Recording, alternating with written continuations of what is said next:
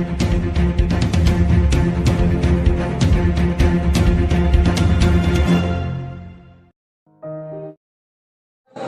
साथियों से विनती एक बार जोरदार तालियों से स्वागत करें, जोरदार तालियां बजाकर।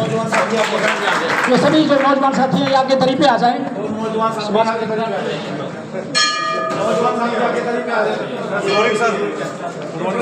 जितने भी साथी ये पीछे खड़े हैं, जहां भी जिसको मेरा एक बार ये प्रेस हाँ मेरा एक बार निवेदन, जो प्रेस बंधु हमारे पत्रकार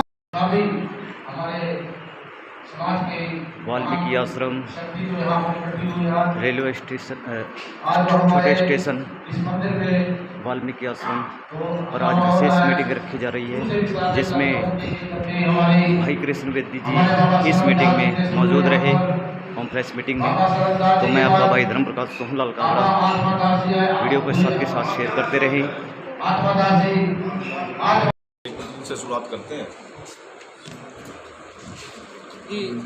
आप सभी उपस्थित मंचासीन और सभासद, श्रोतागण और संपूर्ण वाल्मीकि समाज भारतवर्ष का, तो आज का जो विषय है हमारा इस प्राचीन धरोहर वाल्मीकि आश्रम का, तो आज की सरकार में मुख्यमंत्री के सलाहकार श्री कृष्ण वेदी जी आप यहाँ पर पहुँचे और आपके संज्ञान में और सरकार के संज्ञान में जो बात लेने जा रहे हैं, क्योंकि ये प्राचीन आश्रम भगवान वाल्मीकि आश्रम है, महर्षि वाल्मीकि आश्रम है और युगों युगों से यहाँ का बहुत बड़ा एक दृष्टांत रहा है, प्रसंग रहा है।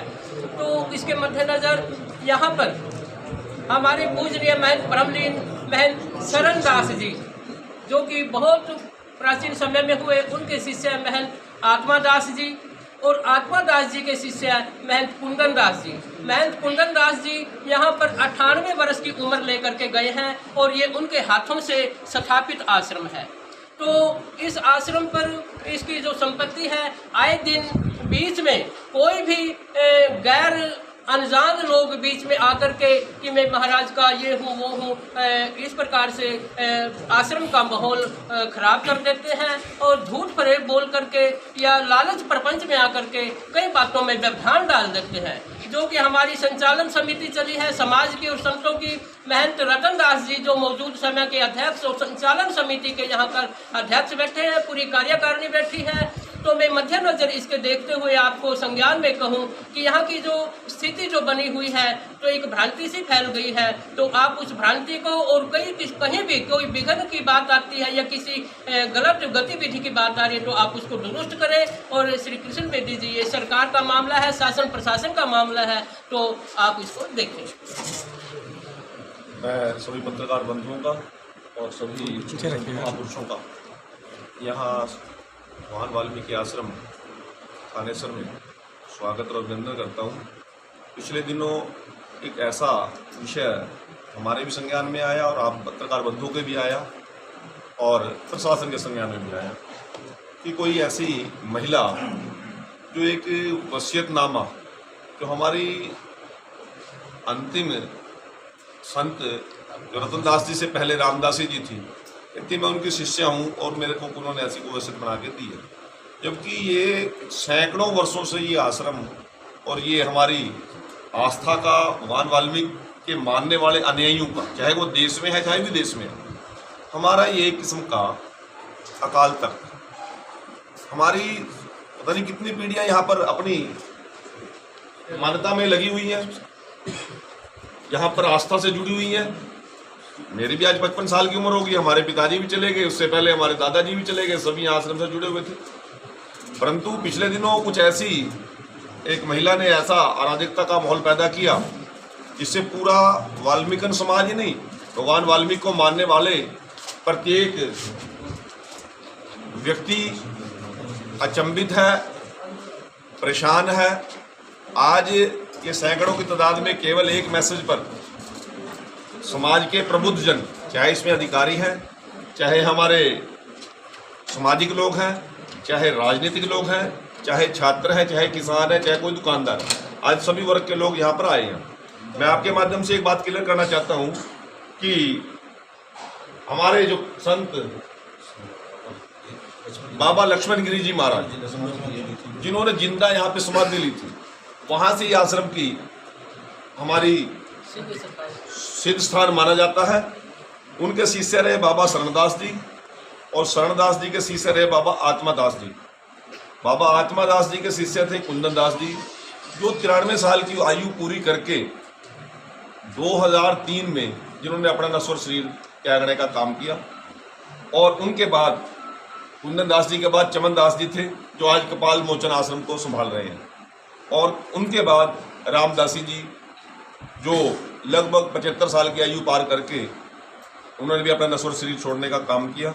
और उसके बाद पूरे साधु समाज ने, पूरे वाल्मीकि समाज ने, केवल हरियाणा नहीं, कुरुक्षेत्र नहीं, देश और प्रदेश में जितने भी उपस्थिति में और संत समाज की उपस्थिति में, क्योंकि हमारे संत समाज के प्रधान बाबा कृष्णदास जी, जिनका पेवर रोड पर आश्रम है, इन सब की उपस्थिति में हजारों लोग यहाँ पर उस दिन इकट्ठे हुए थे।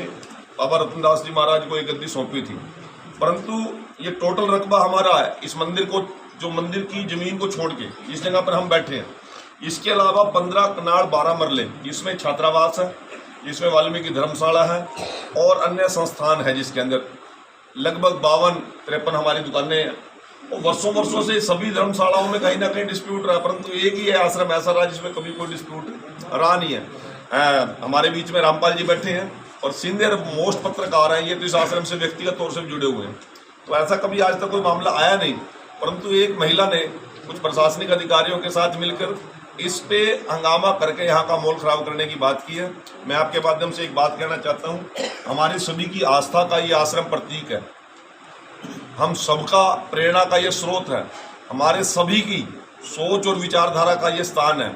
इस पे किसी प्रकार का कोई अराजक तत्व आकर, किसी प्रकार की कोई गैर जिम्मेदाराना कोई नोटरी ट्रस्टेड कागज दिखाकर यदि कोई ऐसी हरकत करेगा, वो समाज बर्दाश्त नहीं करेगा। मैं आपके माध्यम से एक बात कहना चाहता हूँ, आज हम सभी लोग, समाज के लोग बैठ के इस पर चिंतन मंथन करेंगे, आगे क्या रणनीति बनती है मैं अधिकारियों से बात करूँगा। और यदि भाईचारे में ये काम निपट जाएगा तो ठीक है, नहीं तो फिर कोई और कोर्ट का, पुलिस का जो भी तरीका होगा उसमें जाने का काम करेंगे। आज मैं सभी लोगों से, आज तक समय नहीं था, मैंने समाज के सभी लोगों से शांति बनाए रखने की अपील की थी और आगे भी हम शांतिपूर्वक ये सामाजिक मुद्दा है इसको हम सुलझाने का काम करेंगे। और यदि कोई कानूनी अड़चन हुई तो हम प्रशासनिक अधिकारियों से और कानून का दायरे में रहकर इस काम को आगे बढ़ाने का काम करेंगे। आप सभी पत्रकार बंधु, छायाकार बंधु और मेरे समाज के सभी वरिष्ठ जन और अधिकारीगण यहाँ पर आए हैं, मैं अपनी ओर से आप सभी का आभार प्रकट करता हूँ और एक विश्वास दिलाता हूँ कि हम सभी को शांति के साथ इस आश्रम की गरिमा और मर्यादा को बना के रखना है, परंतु हमारी आस्था पर कोई चोट करेगा तो समाज उसको बर्दाश्त नहीं करेगा। वेदी साहब, इसको लेकर जो लोगों ने कंप्लेंट की, तो आपके समाज के लोगों को मामला दर्ज किया गया, क्या उसके लेकर भी कोई करेंगे कि मैंने आज कल एसपी मैडम से बात की थी और मैंने कहा था कि उसके उच्च अधिकारियों के लिए SIT बनाओ, एक टीम बनाओ, वो जांच करें। यदि जो लोग आश्रम को संचालन कर रहे हैं, हमारी एक सभा संचालन कर रहे हैं, कोई व्यक्ति संचालन नहीं कर रहा है, उसमें समाज के हर वर्ग के लोग हैं, गाँव के भी हैं, शहर के भी हैं, देहात के भी हैं, नज़दीक के कस्बों के भी हैं और दूर दराज के लोग भी जुड़े हुए हैं। वो हमारी सभा कर रही है और यदि वो सभा को कोई व्यक्तिगत आदमी आके उसको खराब करने का काम करेगा तो ये ठीक नहीं है। और जो पुलिस प्रशासन ने किसी भी शिकायत पे कोई मुकदमा दर्ज किया है, उसके SIT बना के जांच कर ले, दूध का दूध, पानी का पानी करे।